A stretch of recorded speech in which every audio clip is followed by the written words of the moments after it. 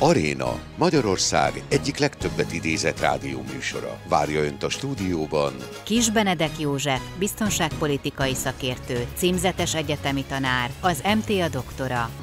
A műsor támogatója a Hold, az év alapkezelője 2024-ben. Segítse Ön is munkánkat azzal, hogy feliratkozik csatornánkra. Meglőtték Robert Fico szlovák kormányfőt Nyitrabányán szerda kora délután a kihelyezett kormányülés után. A telefonvonal másik végén pedig ott van Kiss Balázs, szlovákiai tudósító kollégánk, akiket a legfrissebb információkról fogok most kérdezni. Szerbusz Balázs, hogy van Robert Fico, lehet-e tudni? Szervusznak, üdvözlöm a hallgatókat. A 6 órakor mondott hírek szerint még mindig nem tudni semmi pontosat Robert Fico egészségügyi állapotáról. A legfrissebb hír így az, amit a kormányhivatal is közölt, mégpedig, hogy Robert Fico szlovák miniszterelnök életveszélyes állapotban van. A Besztercebányai kórházba szállították őt a merényletet követően helikopterről, Nyitrabányáról.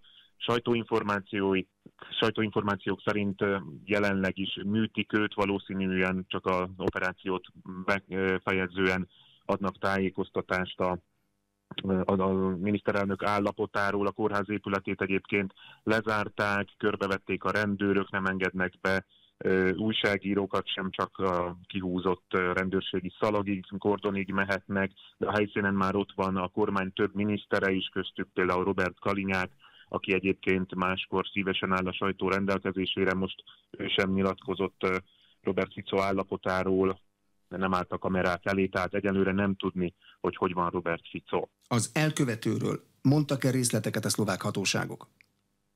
A hatóságok még nem, a rendőrség vezetősége egyelőre nem állt kamerák elé, de a merénylőről időközben kiderült, hogy egy 71 éves férfiről van szó, aki legálisan tartotta a lőfegyverét, egy pisztolyt, amellyel a merényletet elkövette.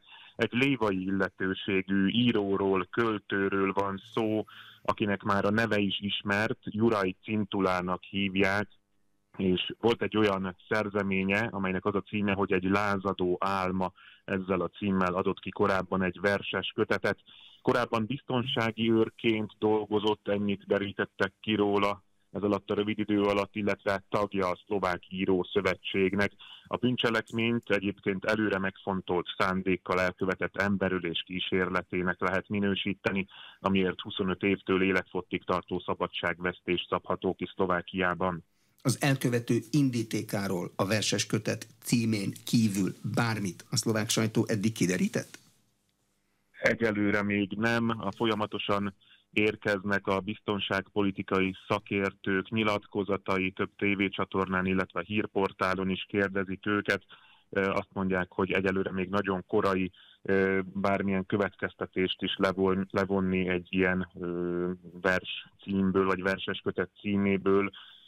Folyamatban van a nyomozás, a Nyitra-Nováki kultúrház melletti téren még mindig tart a nyomozás, a rendőrök még ott vannak, egyelőre az indítékát nem tudni az elkövetőnek. Tudsz-e arról, hogy Szlovákia rendkívüli állapotot, rendkívüli helyzetet, szigorított rendőrségi ellenőrzést, esetleg határzárat, vagy bármi ilyesmit bevezetette? Nem, egyelőre ilyenről nincs szó, bár 17 óra 59 perckor jött ki egy nagyon rövid hír, hogy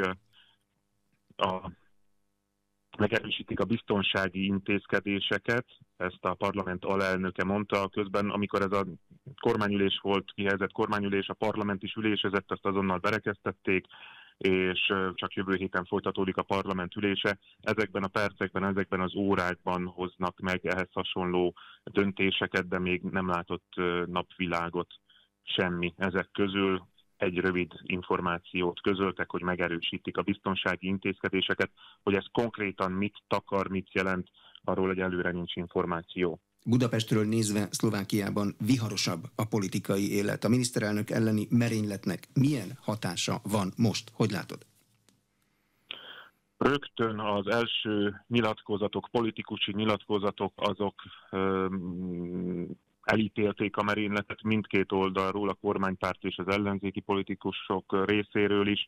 Maga Zuzana Csaputová köztársasági elnök is mondott egy nagyon rövid, alig egyperces beszédet, ahol úgy fogalmazott, hogy a gyűlöletkeltő retorika gyűlöletből fakadó tettekhez vezet, és a demokrácia elleni támadásnak nevezte a történteket. Azt arra kérte az állampolgárokat és a politikusokat is, hogy ne ítélkezzenek elhamarkodottan, és gondolják át, hogy mi a legfontosabb, jelenleg pedig az, hogy Robert Fico minél hamarabb felépüljön. Pártállástól függetlenül egyébként mindenki ezt kívánja a miniszterelnöknek, de megjelentek már olyan hangok is kormánypárti politikusok oldaláról, részéről, akik az ellenzéket, illetve a sajtót teszik felelőssé ezért a támadásért, úgyhogy jelenleg nagyon nagy a káosz a nyilatkozatok szintjén is. A legfontosabb most az, hogy mindenki tartson önmérsékletet, és Robert Fico kormányfő pedig egészségesen távozzon majd a kórházból. Mondom, egyelőre nem tudni, hogy milyen állapotban van. A szlovák társadalom reakciójáról bárhonnan lehet-e most információt nyerni? Mit mondanak a újságok, mit mondanak a közösségi média kommentelői? Látszik-e valami ilyesmi már? Ugye nagyon friss még ez a támadás, hiszen délután 2:30, fél 3 táján történt. Hát természetesen a közösségi médiát ilyenkor elárasztják a különböző kommentek és hozzászólások, és nagyjából ugyanaz tükröződik, mint a politikusi hozzászólásokon is, hogy vannak, akik az ellenzéket hibáztatják. Ugye korábban idén, januárban, februárban több kormányellenes tüntetés volt Pozsonyban és országszerte több szlovákiai nagyvárosban is a kormány egyes lépései ellen. A kormányoldalra szavazók már is azt mondják, hogy ezeknek a tüntetéseknek és ennek a hangulatkeltésnek az eredménye az, hogy most valaki fegyverrel támadt Robert Ficóra, az ellenzék szavazóbázisa elítéli ezt a merényletet, de természetesen nem azonosul ezzel a véleménnyel. Úgyhogy kérdéses az, hogy ez milyen reakciót vált ki majd a közéletben, és hogyan csapódik le az a mindennapi életben az egyszerű emberek, szlovákia állampolgárai körében. Köszönöm szépen, Kiss Balázs, a szlovákiai tudósító kollégánkat hallották. A stúdióban itt van Kiss Benedek József, biztonságpolitikai szakértő. A merénylet után néhány másodperccel, sőt magán a merénylet alatt is készült egy videó. Ezen az látszik, hogy Robert Fico miniszterelnök egy derékig érő, mozgatható fémkordonokkal volt csak elválasztva a közönségtől. Egyikükhöz odalépett, kezet fogott vele, majd eldördült 5 lövés. Szokás valamilyen kockázatelemzést csinálni arról, amikor egy miniszterelnök a közönség közé megy? Nyilván szokás, és különösen ebben az időszakban, mikor felfokozott a feszültség egyébként egész Szlovákiában, látjuk azt, hogy nagyon sokan vannak, akik a miniszterelnököt szeretik. Ahol történt a merénylet, az gyakorlatilag ugye abban az időszakban egy kormányülés volt, azon a területen népszerű a Fico. Tehát ha készíteni kell egy elemzést, akkor azt lehet leírni, és valószínű, hogy ezt is írták le, hogy ezen a területen nem feltétlen kell számolni merénylettel. Ennek megvan az alapja, hogy miért nem. Hát sajnos bekövetkezett. Ez az egyik dolog. A másik dolog, amire oda kell figyelni a kampányidőszakra, és nem szabad elfelejteni azt, hogy a felfokozott hangulat mellett vannak azért minden esetben, függetlenül, hogy támogatják az adott területen a miniszterelnököt vagy nem, mindig adódhat olyan személy, aki oda kerül és nem feltétlen szimpatizál a miniszterelnökkel. Na most az eddigi történések alapján nem tudjuk azt megállapítani, hogy mi a motívum, mint ahogy az előbb is hallottuk, viszont akár egy őrült ember is lehet. Elég sok elmeháborodott emberrel lehet sajnos az utóbbi időben találkozni szerte Európában. Nem zárható ki a se, de hát ezt is még korai megmondani, mert nem tudjuk. Nyilván az illetőt meg fogják vizsgálni, hogy teljesen normális-e, de a cselekmény alapján azt lehet látni, hogy igencsak felkészült. Tehát fegyvertartás engedéllyel rendelkezett, igyekezett a miniszterelnök közelébe férkőzni, kezet is fogott vele, sőt a miniszterelnök meg is szólította. Hát az egy más kérdés, és ez azt hiszem vizsgálattárgya, és a jövőben is fontos kérdés, hogy meg szabad-e azt engedni, hogy a miniszterelnök ennyire közel menjen az emberekhez. Most ebbe a felfokozott hangulatba, és nem beszélve arról, hogy a kampányidőszakban. Tehát itt azért óvatosabban kell eljárni egyébként a hatóságnak is, vagy nagyon finoman és udvariasan figyelmeztetni kell a miniszterelnököt arra, hogy vigyázzon, mert már történt ilyen. Na most ezután én úgy látom, hogy ez valószínűleg meg is fog történni, és véleményem szerint nem csak Szlovákiában, hanem szerte Európában, mert ezért 2 perc alatt elterjed ez a hír mindenütt, és hát mindenütt választási kampány van az Európai Unióban. Tehát föl kell készülni arra, hogy esetleg máshol is lehetnek ilyen típusú merényletek. Na most az illető szeméről azt azért egész pontosan lehet látni, hogy biztosra ment. Tehát amikor úgy döntött, hogy a lehető legközelebbről adja le a lövéseket, akkor az azt jelenti, hogy egyetemű volt a célja, nem határozatlan mozgást végzett, hanem pontosan úgy célzott, hogy az illető személyt, mármint a célszemélyt, azt megsemmisítse.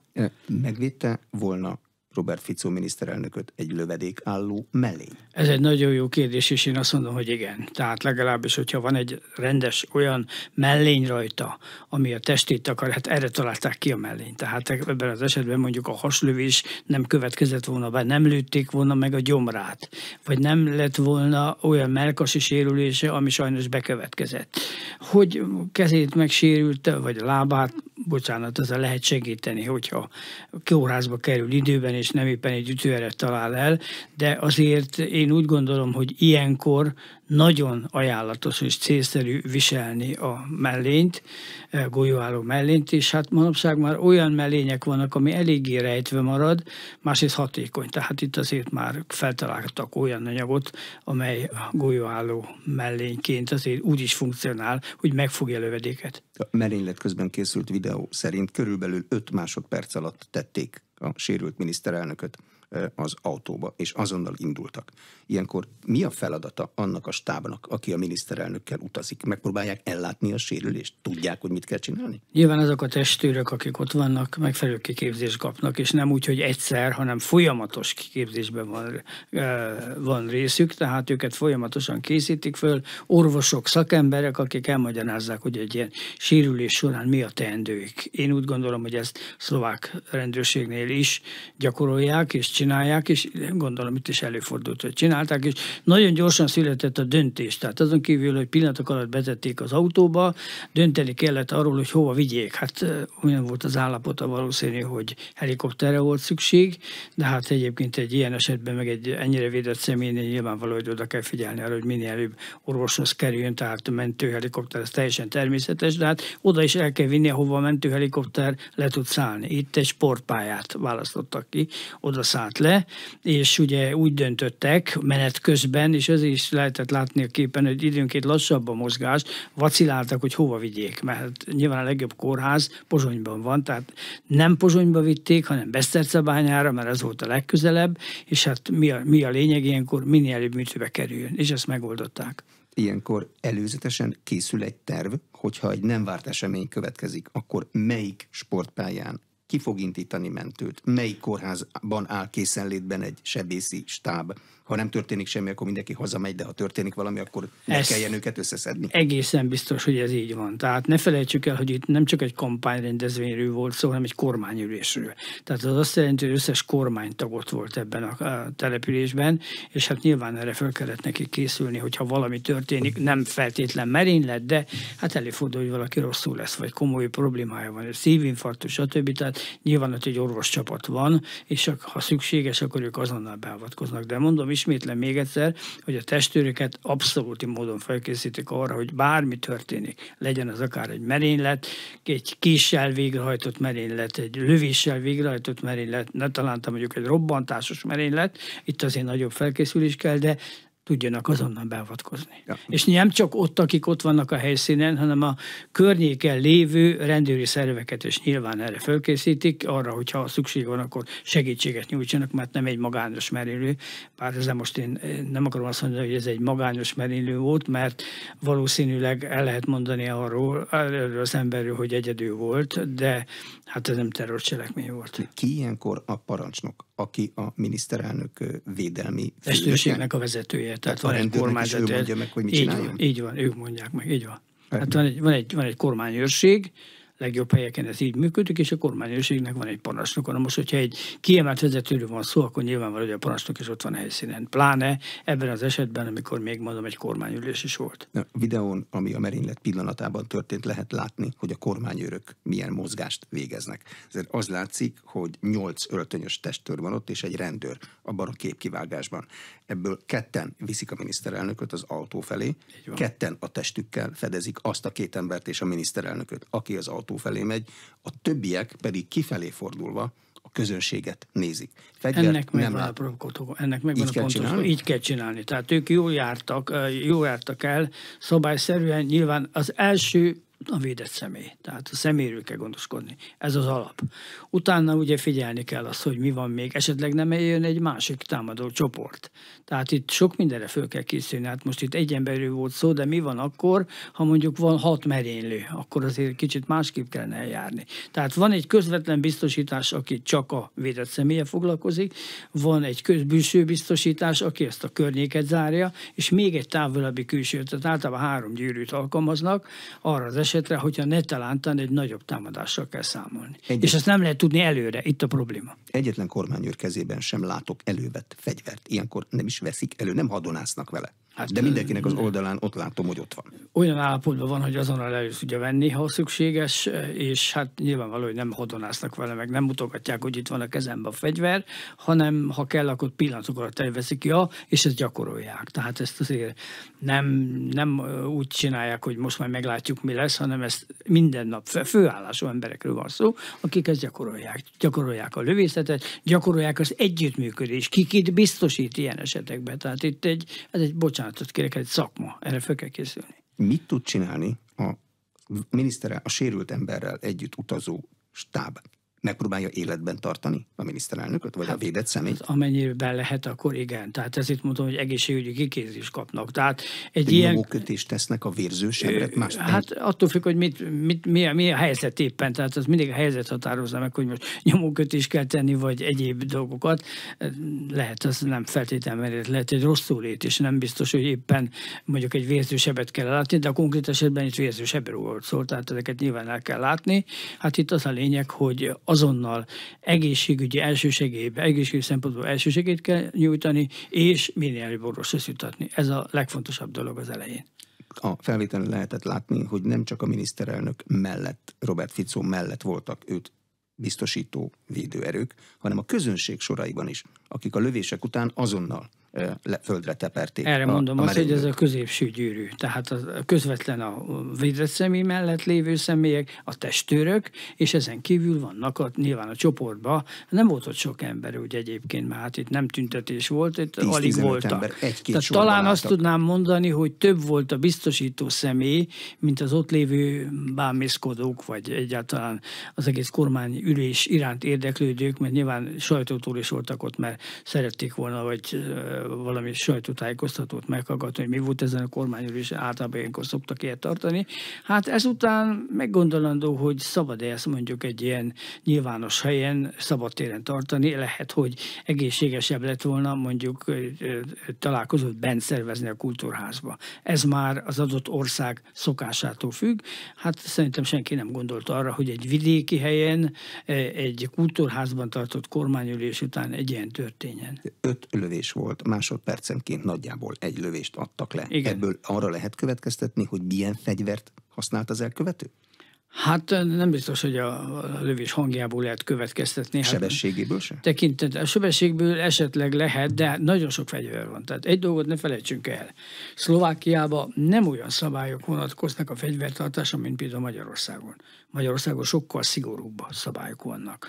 Magyarországon majdnem, hogy azt mondom, hogy szigorúbb, mint az Európai Unióban. A szlovákoknál ez pontosan ellentétes. Ott elég könnyen lehet fegyvertartási engedélyt kapni, és fegyvert beszerezni. Nem azt mondom, hogy úgy működik, mint az Amerikai Egyesült Államokban, de azért a szlovákoknál divat az, és ne felejtsük el, hogy a szlovákoknál nagyon jó fegyvergyárak voltak, vannak, és hát a családok akkor érzik magukat biztonságban, ha van valami fegyver a családnál. 5 lövés egészen közelről egy legálisan tartott, állítólag legálisan tartott fegyverből egy olyan embertől, akinek van fegyverkezelési gyakorlata, mert hogy biztonsági őr volt. Igen. Ilyenkor a miniszterelnököt, a védett szemét biztosító embereknek ez alatt az 5 másodperc alatt van bármi esélyük közbeavatkozni? A miniszterelnök egy fémkordonhoz közel állt, és a merénylő gyakorlatilag fél méterre voltak egymástól. Ez esélye nem volt semmi. Tehát itt a hibák ott következtek be, hogy mielőtt egy külső kordont ugye létrehoznak ilyenkor, és már a területre való beengedést azt azért nagyon megnézik. Tehát fegyverrel oda, ahol egy ilyen szintű rendezvény van, nem szoktak beengedni. Na most nagy valószínűséggel, és ez hibaként fogalmazható meg, be lehetett jutni úgy, hogy nem nézték meg az embereket, akik ott voltak, mint nézőközönség. Ezt szerintem a rendőrök hibásan csinálták. Tehát nem szabad lett volna olyan embert oda küldeni, vagy oda engedni, akinek fegyvere van. Ha nem tagja a biztosító csapatnak, hát már pedig ez nem volt tagja. És hát ő annyira pontosan előkészítette a merényletet, hogy teljesen közel ment a miniszterelnökhöz. Tehát semmi esély nem volt arra, hogy kiüssék a kezéből a fegyvert, le tudta adni az összes lövés, tényleg pillanatok alatt lezárult. Nem tudtak mit, ott volt a miniszterelnök, kezet fogtak. Tehát ettől kezdve nincs az a testőr, aki ezt meg tudja védeni, vagy meg tudja akadályozni. Dolga a testőrnek, hogyha tud, akkor a védett személy és a merénylő közé álljon? Igen, hát az évek testőrnek, testével megvédi a védett személyt. De hát itt hogyha odáll, akkor nyilván a miniszterelnököt nem találják el, ő viszont a nincs szerencsére meghal. De itt nem szabadna nagyon közel engedni az emberekhez, már legalábbis a védett személyekhez, azokat, akik közönség soraiból jönnek. Ott csak olyan személyeknek szabadna a közelben tartózkodni, akik a közvetlen személyi testőrséghez tartoznak. Aztán azon kívül biztosítók között nyilván különböző helyeken el vannak helyezve, úgy kell elhelyezni őket, hogy egymást tudják fedezni. És hát az alap dolog, amit mondom még egyszer hibának tartok, az az, hogy egyáltalán be tudott menni ez a személy úgy, hogy fegyver volt nála. A biztosító személyzet tagjai hallják menet közben egymást, vagy csak látják és értik? Rádiószököttetésben vannak egymással, igen, tudnak egymással beszélgetni, a vezetőjük tudja őket utasítani, tehát nyilvánvaló, hogy a kommunikációhoz közöttük meg van szervezve. Lehet látni, a testőröknek ott van a fülében a fülhallgató, tehát ők beszélni is tudnak, hallgatni is tudnak, tehát nyilvánvaló, hogy a kommunikáció működik. Mostantól kezdve az európai parlamenti kampányokra is más biztonsági szabályok vonatkoznak majd? Én úgy gondolom, hogy ennek a tanulságait mindenütt le fogják vonni.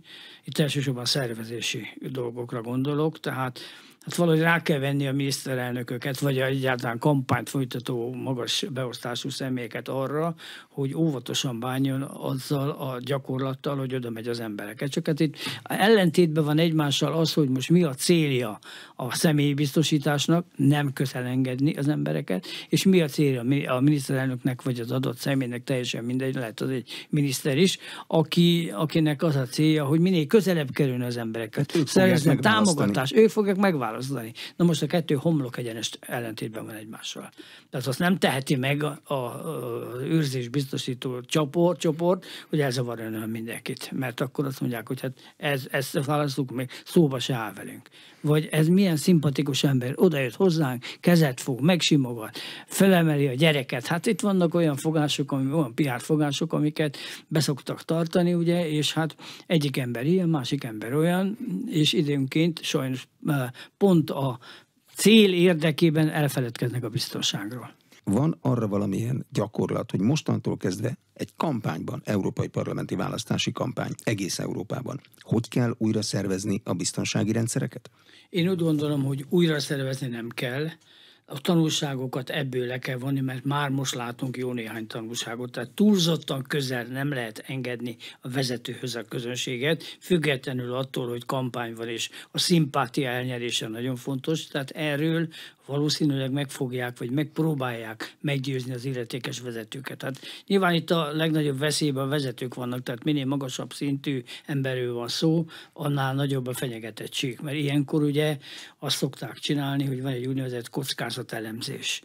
kockázatelemzésen kívül van olyan együttműködés rendőri, nemzetbiztonsági szolgálatok között, tehát itt ki van adva, hogyha valami olyan információ van, amely az adott területen, adott országonnak fontos, akkor azt egymásnak átadják. Hát mondjuk ez nem volt egy akkora esemény, de hát azért ne felejtsük el, hogy Európa azért nem kis terület, és nem lehet azt mondani, hogy mindenütt egyforma a protokoll. A protokoll is változhat. Tehát, hogy most ki mit vesz ebből át, vagy ki milyen tanulságot von le, az adott országtól függ. Tehát, hogyha valaki azt mondja, hogy igen, ezt meg kéne valósítani, mert ugye milyen rossz példát láttunk Szlovákiába, akkor nyilván kiadnak egy utasítást, és ennek megfelelően járnak el. Aztán biztos van olyan ország, aki azt mondja, hogy hát ezt kivédeni nem lehet, mint ahogy az előbb arról beszéltünk, hogyha 1 méterről vagy 2 méterről rálő az illető, akkor az nagyon nehéz kivédeni, de hát ezt kell megakadályozni, amennyire lehet. Tökéletes 100% biztonság sehol nincs, azt nyugodtan el lehet mondani. A védelmi személyzet, akinek az a feladata, hogy a politikus épségét megőrizze, adhat olyan utasítást, hogy már pedig fel kell venni a lövedékálló mellényt? Vagy nem adhat olyan utasítást? Hát elvileg ajánlást tehet, tehát utasítást nem adhat. Tehát nyilván egy vezetőt, akinek az alárendétjei hajtják végre a feladatot. De ezután se? Szerintem ezután se. Tehát ezután se úgy működik, hogy most a testőrségparancsnok azt mondja a főnöknek, hogy kötelező. De kötelező viszont elmondani neki, hogy ha fölveszi, akkor a saját életét tudja megkímélni. Ha nem, akkor pedig az ő felelőssége is benne van abba, ha netalántán történik olyasmi, mint ami most Szlovákiában előfordul. Tehát itt azért nagyon udvariasan és nagyon finoman tudomására kell hozni az illetékes vezetőknek, hogy tessék vigyázni, mert bármi történhet, és nem feltétlen a maga iránti gyűlöletből vagy ellenszemből hajtatnak végre merényletet, hanem előfordulhat olyan esemény is, mint például egy elmezavarodott, elmeháborodott ember, aki esetleg megtámadhatja. Tehát ezért én nagyon fontosnak tartom azt, hogy erre odafigyeljenek, a távolságtartásra és a mellényviselésére. De Kelet-Közép-Európában ezek a merényletek nem voltak gyakoriak. Balkánon volt ilyen, Zorán Gyingyicset így ölték meg. Előfordult ilyen, igen. De nem gyakran fordulnak elő. Mitől függ, hogy mennyi fegyver van kint a lakosságnál? Szerintem nem a fegyvertől függ, a politikai helyzettől függ, felkészültségtől függ, meg hát az ellenség vagy az ellenfélnek a magatartásától. Mit akarnak elérni? Általában egy ilyen merénylet mögött nyilván politikai célok is lehetnek. Most nem biztos, hogy ebben az is volt, de lehet, még nem tudjuk. Tehát addig még ki nem áll a illetékes vezető, és el nem mondja, mármint a belügyminiszter, rendőrfőnök, el nem mondja, hogy mi volt a motívum, amit mindjárt elején próbáltunk volna tisztázni, de nem tudták megmondani. Szlovákok erről pillanatnyilag mélyen hallgatnak. Vagy nem akarják mondani, vagy nincs információ. Mind a kettő lehetséges. De hát nagyon rövid idő telt el a merénylet óta, tehát ezt most azért olyan gyorsan nem lehet kijelenteni. Feltételezem nagyon erősen, hogy próbálják kideríteni az illető személyt, tehát a merénylőnek az összes körülményét, eddigi magatartását, esetleges motivációját, vagy ha netalántán megszólal és elmondja, akkor szerencse. Ha nem, akkor viszont nyilván hosszabb ideig tart a vizsgálat, azért csak kiderítik azt, hogy mi volt ennek az oka. Hát gondoljunk, hogy nagyobb merényletek, amelyek előfordultak, azért nem könnyen lehetett megtudni. Most nem a Kennedyre gondolok, de azért nem olyan könnyű megtudni azt, hogy mi volt a vezérmotívum az illetőnek. Az az egyszerűbb eset a szolgálatok szempontjából, ha magányos merénylő vagy elmeháborodott, mert akkor itt ezzel le lehet zárni, vagy az az egyszerűbb eset, amikor kiderül, hogy politikai motivációja van, és valami extremista csoporthoz kapcsolódik, mert akkor meg azokat föl kell számolni. Az hosszabb ideig tart nyilván, mert itt meg kell állapítani, hogy kik vannak a csoportban, meg kell nézni azt, hogy kinek milyen szerepe van, tehát ez egy hosszabb folyamatot jelent. Ha egy magányos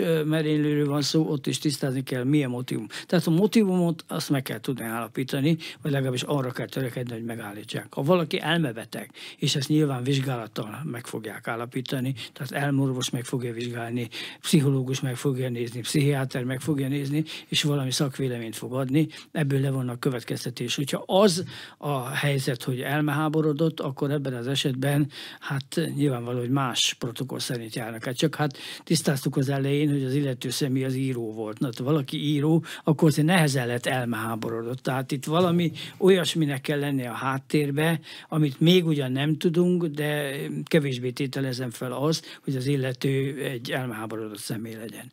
Itt valami politikai motivum lehet, valami olyan ellentét, ami Szlovákiában divat. Tehát ott elég nagy ellentétek vannak. Ezért mondják azt, hogy a szakadékokat azokat el kell tüntetni, vagy legalábbis kisebb szakadékoknak kellene lenni, és hát tudjuk azt, hogy vannak nagyon sokan Szlovákiában, akik a Ficót szeretik, és nagyon sokan, akik Ficót egyáltalán nem szeretik.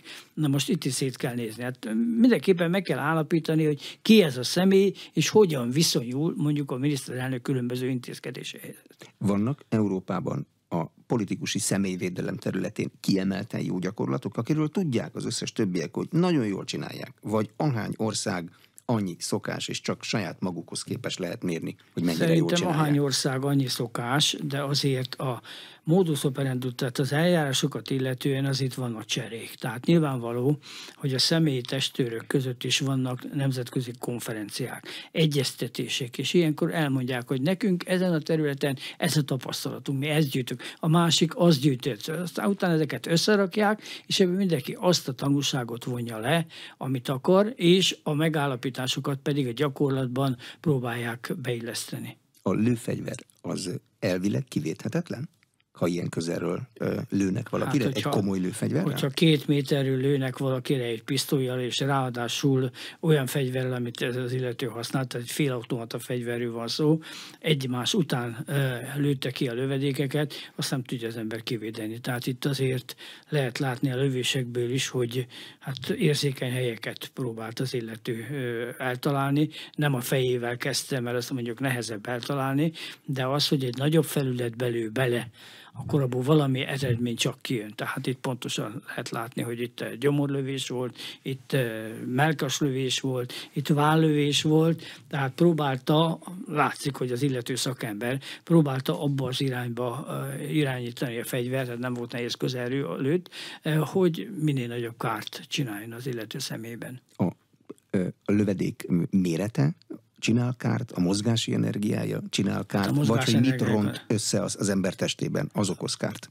Hát attól lehet, sokfajta lövedéke van. Tehát itt vannak olyanok, ami a testébe robbant, tehát az mondjuk nyilvánvaló. De olyanhoz egy biztonsági őr csak nem juthat hozzá. De nem biztos, hogy nem, hivatalosan nem juthat hozzá, maradjuk ennyi. Aztán a különböző úton, módon, vagy ha netalántán szervezet van mögötte, akkor azért hozzájut, de most itt nem erről volt szó. Itt úgy tűnik, hogy normál lövedéket használt, mert hogyha olyan lövedéket használt volna, ami egyébként tiltott, akkor valószínűleg nem kellett volna a Ficót megműteni, vagy nem kellene az életért küzdeni, mert ez elég gyorsan végez az illető személye. Hát gondoljuk, vadászfegyvereknél azért vannak olyanok, amelyek bent robbannak az illetőnek a testébe, szervezetébe, de hát nyilvánvaló, hogy egy ilyen közelről leadott lövés esetén nem lehet halál elleni csorvosság, erre szokták mondani. Ez is ide tartozik. Azok az országok jók ebben, ahol korábban voltak már politikai gyilkosságok? Az egykori Nyugat-Európa? Nyilvánvaló, hogy ahol már ilyen események voltak, azokat figyelik. Azokat a tapasztalatokat, amelyeket összeszedtek, azokat gyűjtik, és ez alapján készülnek a protokollok. Hogyan kell eljárni, hogyan kell a testőröknek viselkedni, hogyan kell egymást biztosítani, hogyan kell eljárni akkor, ha egy ember támad, vagy mit kell tenni akkor, ha egy csoport támad. Nagyon nem mindegy. És hát ebben az esetben megvannak az előírások, hogy hogyan kell viselkedni, és ezt még egyszer mondom, gyakoroltatják, tehát ez nem úgy van, hogy ezek egész nap gyakorolnak tulajdonképpen, és hát ezzel lehet egy olyan tapasztalatot összeszedni, ami alapján végre tudják hajtani a feladatokat. Nekem volt szerencsém felkészíteni biztonságpolitikai szempontból, tehát nem testőr szempontból olyan személyeket, akik mentek ki Afganisztánba, akiknek az volt a feladat, hogy védjék a követséget, a magyar követséget. Na most ezek az embereket, akiket kiválasztották, ki akarták gyorsan küldeni. Azt mondták, hogy mi nem megyünk. Mi akkor megyünk ki, ha megfelelő számú lövést adunk le, ismerjük egymást, közösen gyakorlunk, és a parancsnok olyan emberrel megy ki, akire számíthat, és tudja azt, hogy milyen képességgel rendelkezik. Tehát magyarul egy összeszokott csapatról van szó ebben az esetben, akik mondjuk ilyen feladatot láttak el, mondjuk egy követségőrzése, vagy a személynek a védelme, a személyvédelem. A személyvédelem az nagyon kényes téma, és még egy dolog, ami nagyon fontos a személyvédelemnél, az információ. Tehát rendelkezni kell az adott védett személlyel kapcsolatban is jó néhány adattal, meg azzal kapcsolatban is, hogy kik hajthatnak végre, milyen módon merényletet. Jó, biztosan nem lehet tudni, mert ha biztosan tudnák, akkor nem is szerveznének oda semmi rendezvényt, vagy olyan biztosítást alkalmaznának, de azért sok mindenre fel kell készülni. Tehát ezért van az, hogy ezeket tulajdonképpen folyamatosan trenírozzák. De mit kell tudni a védett szeméről? Nyilván a vércsoportját, ezt kell tudni. Hát az teljesen természetes, hogy a vércsoportját ilyeneket kell tudni, hogy... De a szokásait is, hát tudni kell az, hogy kormányülés után, ugye meg kampányidőszakban a Ficónak van egy olyan szokása, hogy oda megy az emberekhez, megsimogatja őket, kezet fog, stb. Most erre amennyire lehet fölkészülnek, de nem biztos, hogy erre föl lehet készülni. És ezután meg kell gondolni, nem csak Szlovákiában, hanem máshol is, hogy egy ilyen rendezvény után szabad-e most ebben a helyzetben ezt csinálni, mert hát sajnos előfordulhat olyan, hogy olyan személyek keverednek be a hallgatóság közé, akik mondjuk nem kifejezetten jó szándékkal viseltetnek. Hát ezért van az, hogy vagy rendezvényt bent csinálnak, és hogyha bent szervezik, akkor azért a belépőket lehet ellenőrizni. Szabadtéren ez teljesen másképp mutat. Szabadtéren lehet távcsöves puskával is akár lelőni az illetőt, nagyobb távolságról, tehát sokkal nehezebb a védelem megszervezése. Egy belső, mondjuk egy kultúrházba tartott rendezvénynél, vagy nem tudom, gyárlátogatás során, hát ott azért csak benn vagyunk egy épületben, és jobban meg lehet szervezni. Nem beszélve arról, hogy nem baj, ha a testőrség tudja, hogy kik vannak ott.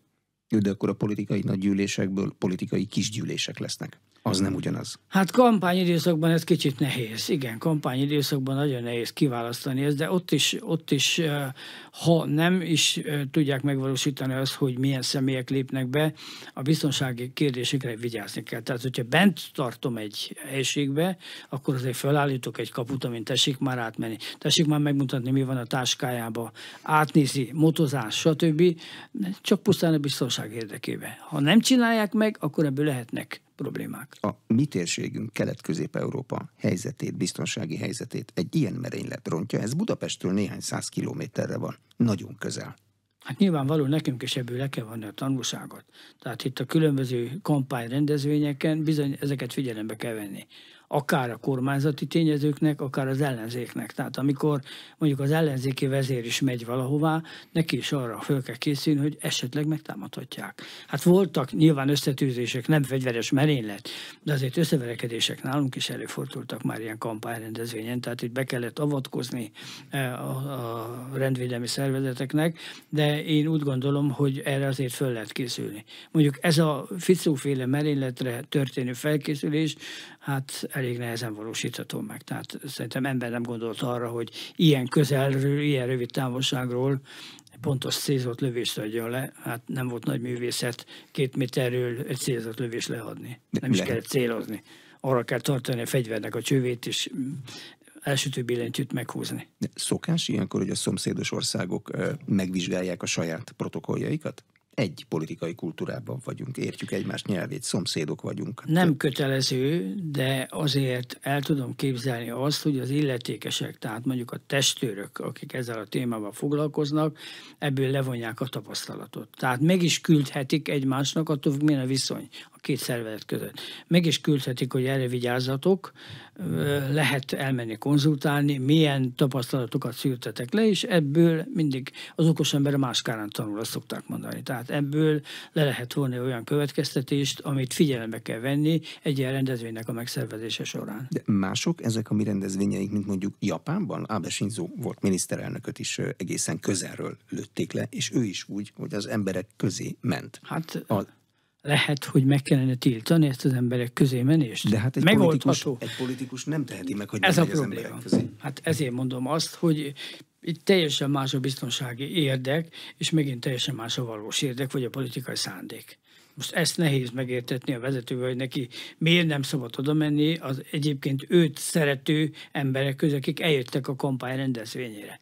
És azért a politikus úgy gondolkodik, hogy nekem kell a népszerűség, és gondolja azt, hogy akik ott vannak, azok mind barátai. Na most ez lehet, hogy rossz gondolat. Nem biztos, hogy mindenki a barátja. És ha van, mit tudom én, 300 ember, abból 2 olyan, ami ellenség, akkor azért hát lehet számítani arra, hogy merénylet. Na most ki az az ellenség, azt azért nem könnyű megállapítani. A védőszemélyzet létszámának sokszorozásával, többszörözésével Lehet előrelépést tenni? Itt a videókon az látszik, hogy nagyon sok személyi testőr volt Robert Fico miniszterelnök mellett. Közvetlen testőr is volt, mellette is voltak. A közönségben is volt. Ez kötelező. Tehát minden civilre jusson 2 testőr? Nem minden civilre, de aki a miniszterelnök közelében van, ott azért olyanok legyenek, akik a testükkel meg tudják védeni az illető személyt, vagy leviszik a földet. Tehát láttunk már ilyet, Amerikai elnök esetében is előfordult olyan, hogy földre kellett vinni, és saját testükkel kellett megvédjék. Na most nyilván Európában is történhet ilyen, tehát ezekre fel kell készülni. Nem minden látogató mellé lehet, vagy kell testőrt állítani, nem is lehet fizikailag megoldani, különösen nagyobb rendezvényé, de még egyszer mondom, ennek egy olyan gyakorlata van, hogy akik oda bemennek arra a térre, azokat ellenőrizni kell. Nálunk is ellenőrzik ezeket, tehát hogyha nem ellenőrzik, akkor abból súlyos problémák származhatnak, de nálunk szokták ellenőrizni. Hogy most itt a szlovákoknál mit néznek meg, hogy nézték, azt én nem tudom megmondani, de mindesetre furcsának tartom, hogy valaki nem a testőrséghez tartozó személy fegyverrel bement. Tehát ez hiba.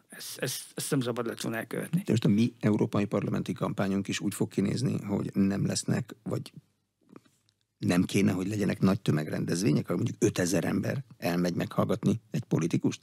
Vagy olyan távol legyen tőle, hogy esélye ne legyen megtámadni közvetlenül? Ha komolyan vesszük, akkor nyilvánvaló, hogy olyan lőfegyvert, szúrószerszámot, amivel kárt lehet okozni a másik emberbe, nem lehet bevinni.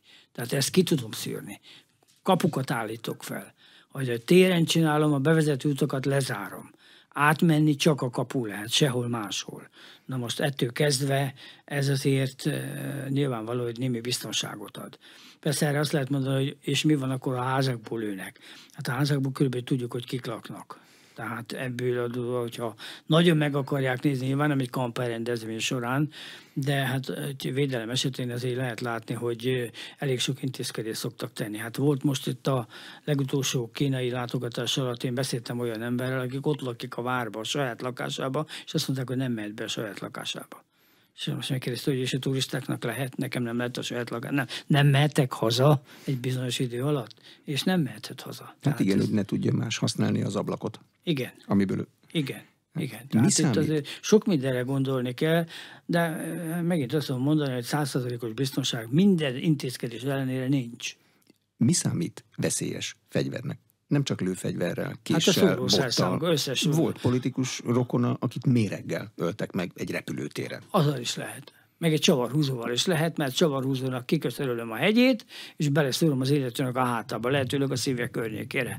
Ilyet szoktak alkalmazni mostanában. Terrorcselekmény kategóriában látunk ilyet elég sokat. Tehát szúrószerszám, lőfegyver, hát aztán mondjuk különböző porok, meg különböző olyan mérgek, amiket szintén be lehet vinni, de hát ezeknek már nem olyan egyszerű használata. De el tud képzelni európai politikust a mi kultúránkban ilyen átlátszó, golyóálló paravánok mögött szónokolni és lelkesíteni a népet, a választóit? Meg lehet csinálni, de ettől kezdve azt mondják az emberek, hogy én ezt választom meg, aki ennyire fél. Hát, kellő távolságot tart tőlem, tehát nagyon kényes az a téma. Nem biztos, hogy a paravánok mögötti hozzászólást azért szívesen veszik az emberek. Tehát szeretik érezni azt, hogy van egy kontaktus. Közülünk és nyilván való az adott... ő is. A politikus is közülünk való, ezt szeretjük érezni. Így van. Na most, hogyha paravánt teszek, meg golyóálló mellény, nem mellényt, hanem paravánt teszek, tehát valami olyat, ami a lövedéket nem engedi át, akkor ebben az esetben nagyon sokan azt mondják, hogy hát én nem fogok szavazni, mert az ember ez fél. Hogy fog ez engem képviselni? Kis Benedek József biztonságpolitikai szakértő, az Inforádió arénájának vendég, és a telefonvonal másik végén ismét ott van Kiss Balázs, szlovákiai tudósító kollégánk, akivel a beszélgetés a műsor elején már egyszer beszéltünk. Szervusz Balázs, jó estét kívánok! Eltelt 1 óra. Tudsz-e többet mondani arról, milyen állapotban van Robert Fico miniszterelnök? Szervusztok, én is jó estét kívánok! Hírembargót rendeltek el Robert Fico egészségügyi állapotával kapcsolatban. A kórházban dolgozó orvosoktól és személyzettől elvették a mobiltelefonjaikat, vagy ha nem is vették el, de megtiltották nekik, hogy bármilyen információt nyilvánosságra hozzanak. Az egyik napilap a Gyennyéken viszont mégis arról ír, hogy a kormányfő eszméleténél volt és kommunikált, amikor 4 órakor a Besztercebányai Roosevelt kórházba szállították őt. 3 lövés találta el Robert Fico miniszterelnököt, a hasát és a bal karját érték a lövések a hírportál szerint, és az előbbi, tehát a hasát ért lövés a súlyos. A hivatalos álláspont még mindig az, amit az a kormányhivatal adott ki Robert Fico állapotával kapcsolatban, hogy életveszélyes állapotban van. Ennyit lehet most tudni. Az biztos, hogy 5 lövés dördült el a merénylet pillanatában, sorra jelennek meg amatőr videófelvételek, amelyek felkerülnek a világhálóra, és ezeket ismételgetik most a televíziós társaságok és az internetes portálok is. Itt egyik videófelvételen jól látható, illetve hallható elsősorban, ahogy 5 lövés dördül el. Vannak olyan információk, hogy 2 golyót kapott a kezébe, egyet pedig a hasába, de még hivatalos sajtótájékoztatót sem a kórház, sem a rendőrség nem tartott ezzel kapcsolatban. Egy másik hírportálon az volt olvasható, hogy CT vizsgálatnak vetették már alá Robert Ficót. Egyelőre arra várunk mi is, hogy valaki a kamerák elé álljon és elmondja, hogy mi is van vele oda benne a kórházban. Köszönöm szépen, Kis Balást, az Inforádió szlovákiai tudósítóját hallották, és visszatérünk ide a stúdióba, mert van még 1 percünk. Az ilyenkor normális, hogy teljes hírzárlat van? Bármi is történjék a kórházban? Én úgy gondolom, hogy normális, tehát teljesen fölösleges most olyan információkat kiadni, ami esetleg később meg fogják szápolni, és nem felel meg a valóságnak. Tehát egyelőre az a szűk csoport, az orvosi csoport, és lehet, hogy még esetleg Pozsonyból is visznek oda orvosokat, ez nekem azt jelenti, hogy elég súlyos a sérülés, és hát nem akarnak olyan téves információt kiadni, amit később megbánnak. Tehát megvárják azt, hogy a műtét befejeződjön, és az orvoscsoport vezetője nyilatkozzon valamit, majd meglátjuk, hogy ez mi lesz, tehát itt túl korai még ebben nyilatkozni, és utána majd nyilván, ha ez megtörtént, akkor a rendőrség részéről is lesz bejelentés, és ezt kell hivatalosnak venni, a többi az zömében találgatás. Tehát én a kérdésre azt válaszolom, hogy normális az, hogy ilyenkor hírzáratot rendelnek el, mert ebből csak félreértések lehetnek. Köszönöm szépen. Az elmúlt 1 órában Kisbenedek József biztonságpolitikai szakértő, címzetes egyetemi tanár, az MTA doktora volt az Inforádió rendkívüli arénájának vendége, amelyet azért kellett megtartanunk, mert délután Robert Fico miniszterelnök Szlovákiában meglőtték. Ezekben a percekben a legfrissebb információ az, hogy még mindig kórházban van. A műsor elkészítésében Kis Balázs, az Inforádió szlovákiai tudósítója, Kocsonya Zoltán és Illis László, felelős szerkesztők, és Módos Márton főszerkesztő vett részt. A beszélgetést az Inforádióban most élőben hallották, és a YouTube csatornánkon is megtekinthetik majd. Köszönöm a figyelmet, Exterde Tibor vagyok. A műsor támogatója a Hold, az év alapkezelője 2024-ben.